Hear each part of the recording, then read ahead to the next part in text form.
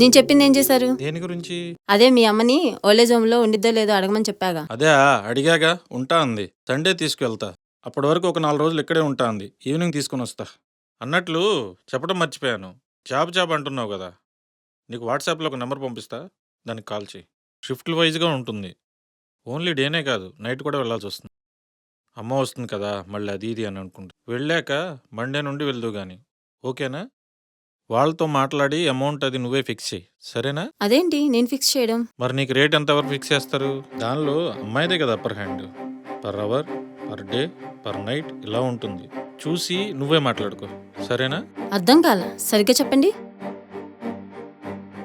Prostitution. Call చెప్పు. నేను నీకు పెట్టింది బ్రోకర్ నెంబర్. మా ఫ్రెండ్ ఒకడు ఉంటే వాడిని అడిగితే ఇచ్చాడు. మనిషివా పశువా? ఇలానే పెంచిందా మీ అమ్మ నిన్ను? పెళ్ళామంటే లెక్కలేదు సరే, కనీసం ఆడదానికి ఇచ్చే విలువ కూడా ఇవ్వా నువ్వు? సిగ్గు లేకుండా ఎలా మాట్లాడుతున్నావు అసలు ఈ మాటలు? దేనికంత వైలెంట్గా రియాక్ట్ అవుతున్నావు నాకు అర్థం కావట్లేదు. పెళ్ళాం మాట విని తల్లిని రోడ్డు మీద వదిలేసిన అలాంటి కొడుకు పెళ్ళానికి పక్కలో వేయడానికి ఆలోచిస్తాడనుకుంటే అది నీ తప్పు. దానికి నేనేం చేయను? నేనేమి ఆ వెళ్ళక ముందర నేనేమి వెళ్ళమంటలేదుగా. వెళ్ళాకే వెళ్ళంటున్నా.